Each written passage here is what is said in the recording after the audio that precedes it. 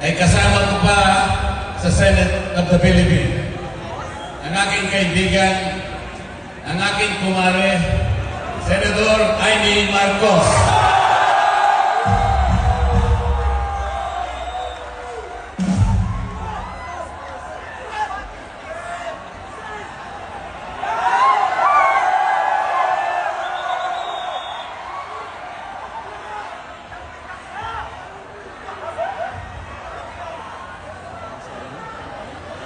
Magandang gabi po sa inyong lahat, mga mahal na kapatid.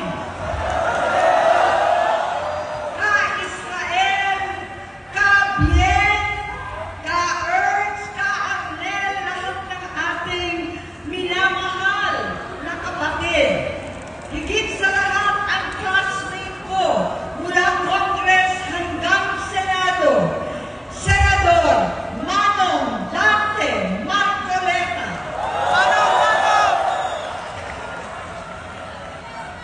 Napakahirap po ang pumunta, tumayo, at magsalita sa inyong harapan.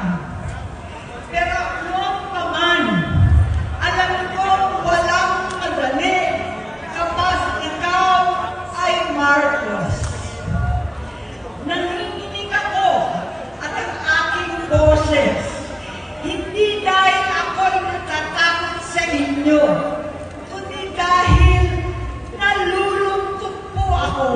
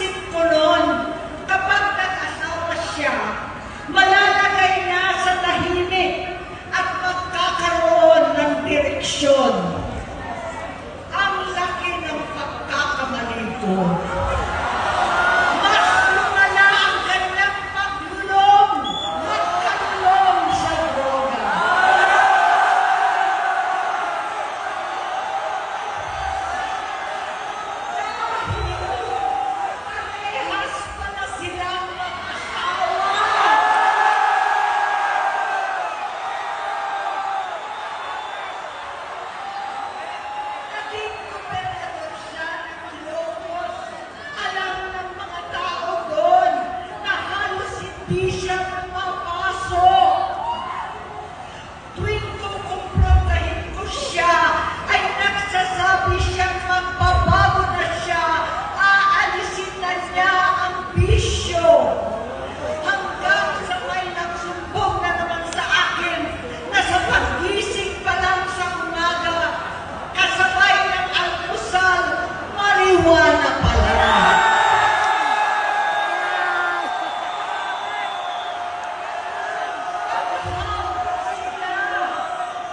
Lahat sila nagiinuman at gumagamit ng cocaine. Kasama ng asawa at barkada. Tulad ng ama ko, kinastigo ko ang mga barkada niya. Ang nasirang si Bong Dasa, si Edwin Cruz, Inigo, Tony Boy, Sam Anton, alam po ninyo yan.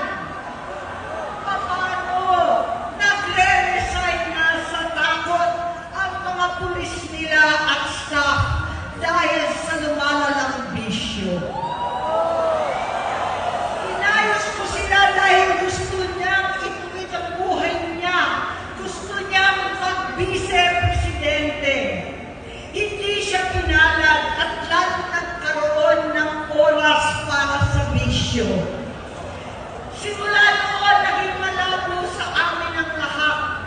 Kaysa mag-away, bigla na lamang lumayo ang loob namin sa isa't isa. Noong 2016, kasabay ng kampanya ni dating Pangulong Duterte laban sa droga, lumabas ang pangalan ni Bongbong sa listahan. Nakasama siya sa listahan ng mga celebrities, mga artista, Maricel Soriano at iba pa. Masinsinan kong kinausap si Pangulong Rodi. Halos manikluhod ako. Sinabi ko ayon sa kapulisan, dapat unahin, usigin ang mga pusher at saka na lamang sagipin ang mga user. Naligtas si Bongbong. Labis ang takot ko at pag-aalala. Kinausap ko siya at nagsabi siyang talagang siya ay nagbabago na. Muli at lagi, hindi ako nawalan ng pag-asa. Ako'y naniwala ulit. Mula noon, ang natatanggap ko na lang na balita tungkol sa kapatid ko ay regular na pagpapadoktor. Kaya kumama naman ako.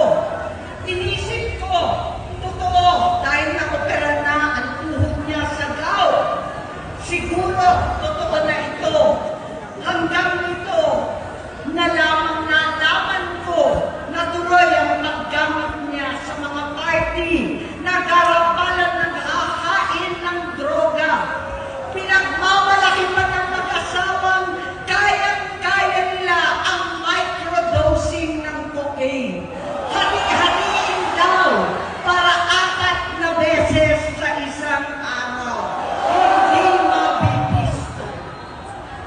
Ang pagpapadoktor, pinalabas nila ang pag-stem cell. Nagpapalitan ng dugo, nagpapa-blood transfusion. Kayang-kaya raw, hindi ko maintindihan ang pinagsasabi. Noong 2021, kahit papano, nagkikita kami at nagkakausap. Sumumpa siya sa aking talagang hinintunan niya.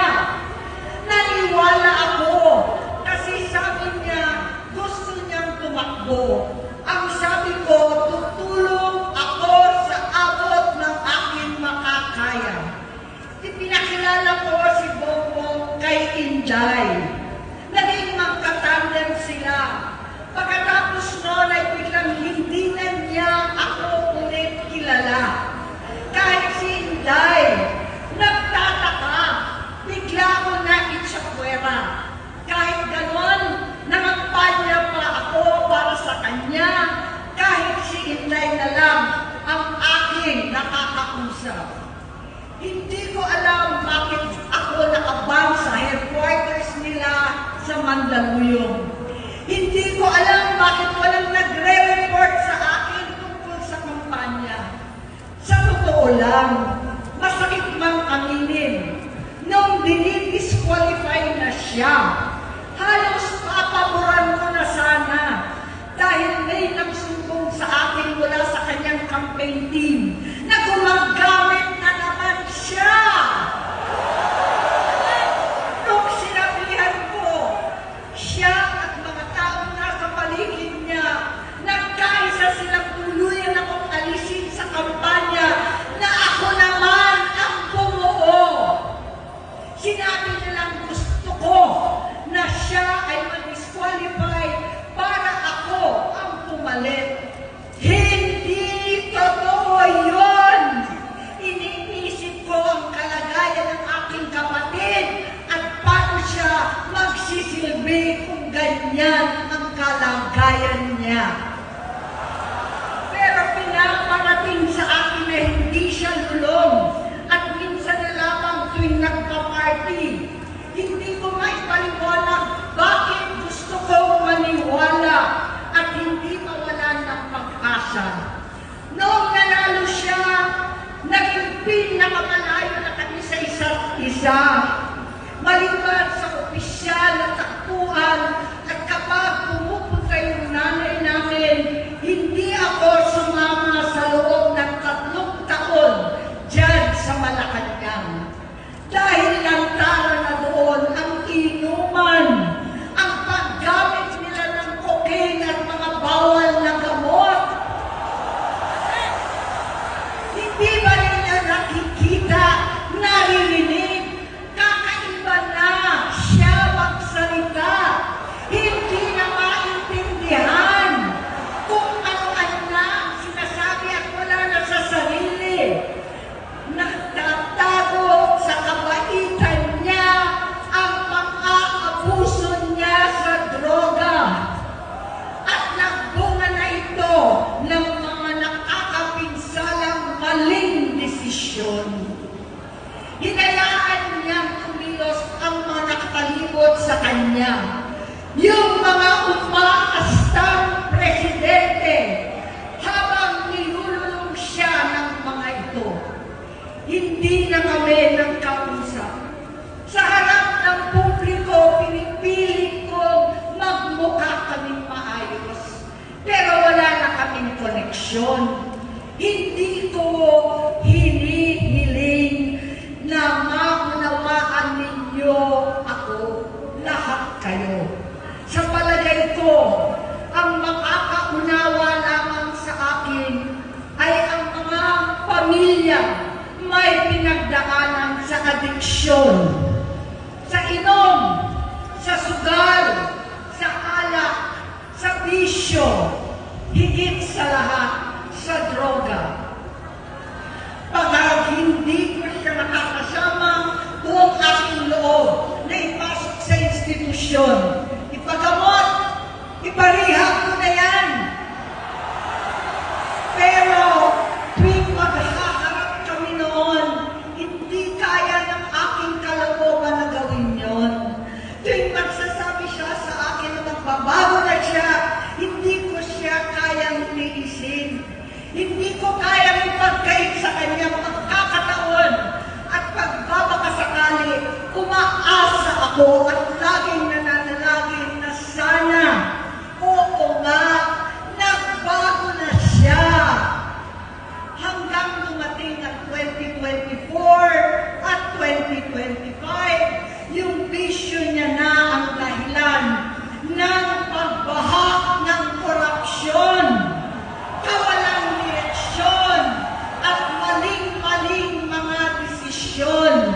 Walang accountability, wala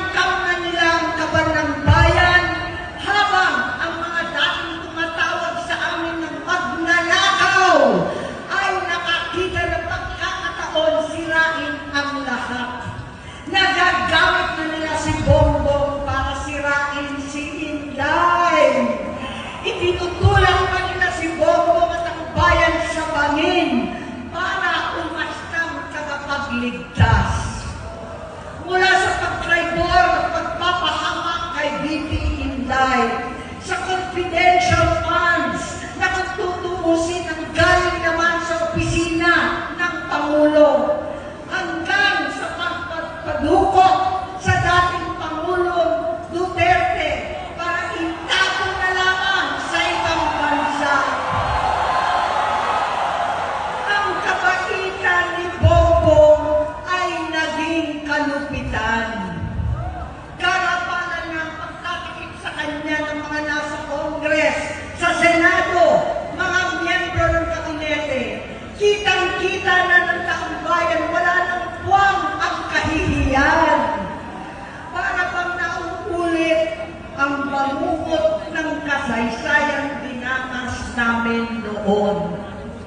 68 years old po ang nanay ko nung pinatalsik sa pwesto. 68 years old na rin si Bongbong ngayon.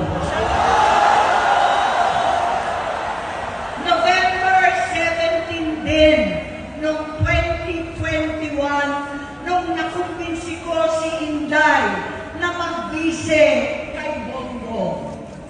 November 18 po, bukas, ang ikatlong araw natin. Siyam na taon na nakakaraan, saktong November 18 pa talaga, na pinatiting ni Pangulong Duterte ang tatay ko sa libingan ng mga bayani. Halo-halo na ang aking nararamdaman, pero alam ko ito ang dulo at hangganan ng aking pagtitiis at pananahimik.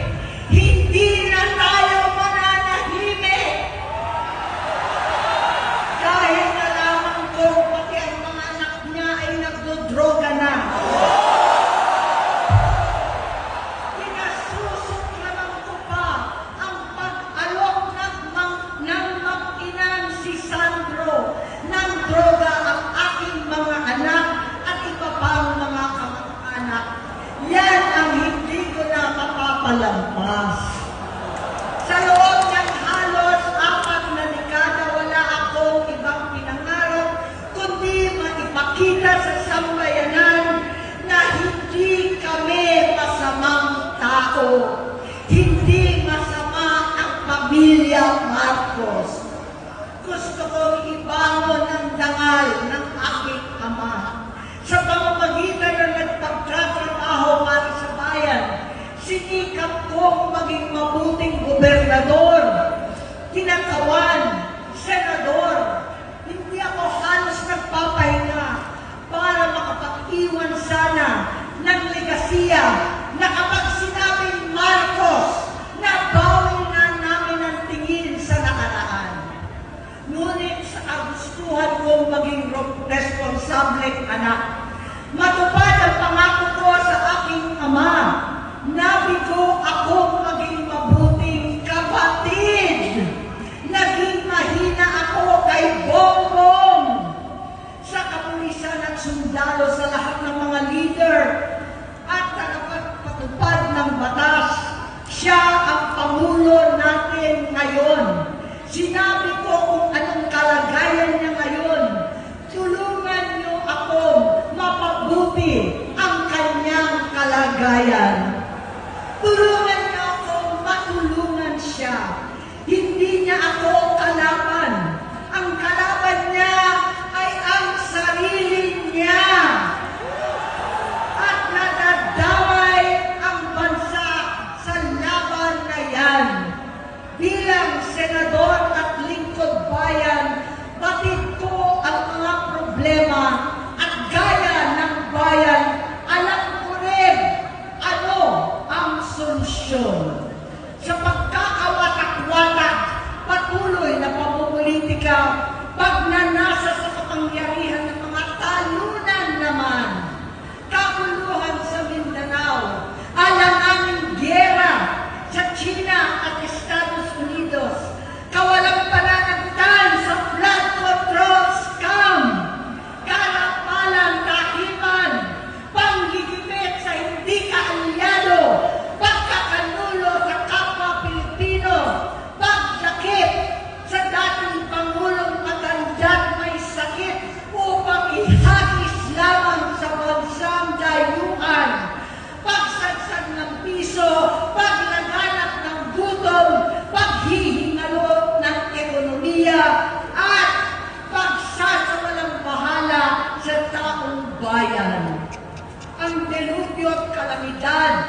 nagdudulot ng parusa.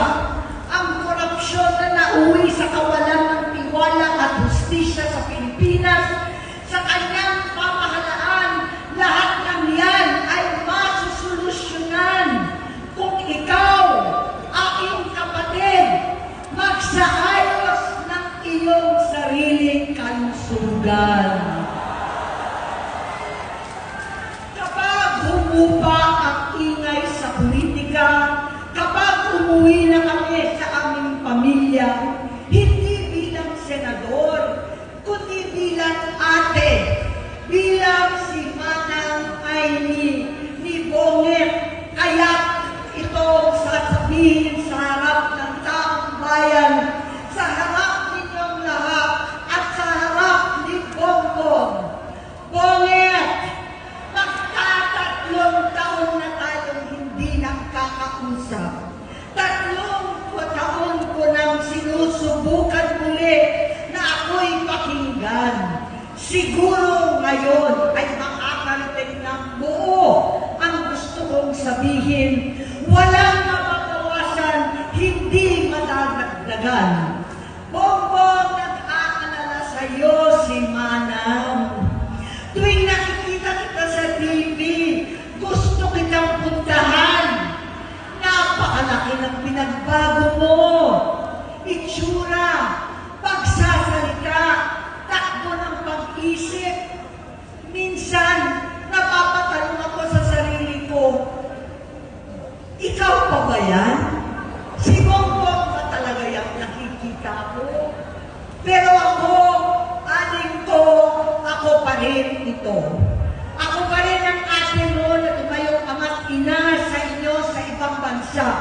Ang kasama mo sa sumubok na sanglahin lahat ng sakit para sa iyo.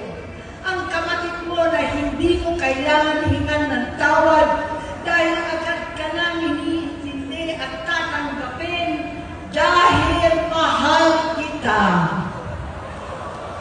Nasa Bagong Tipan, kay Lucas, Kapitulo 17, versikulo 3 hanggang 4. Kung magkasala ang iyong kapatid, sawahin mo siya. At kung siya'y magsisi, patawarin mo siya.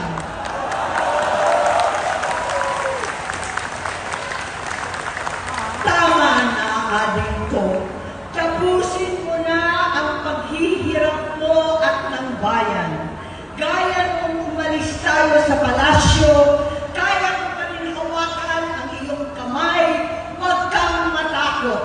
Malaki na ang dulot sa iyo ng droga. Sinisisi ko ang sarili ko dahil hindi ako nakinig sa mga sumbong. Hindi ako nakialam. Hindi ako maniwala. Pero hindi pa huli ang lahat. Tama na, aling ko. Magpahinga na tayo. Umuwi na tayo. Magpagamot, magpagaling at nangangako ako. Hindi ako malilingan, hindi ako magkukulang. Lahat ng kasama mo ngayon, hindi natin kasama sa pinakamadilim na bahagi ng buhay natin. Kasama mo sila ngayon dahil nasa taas ka pa.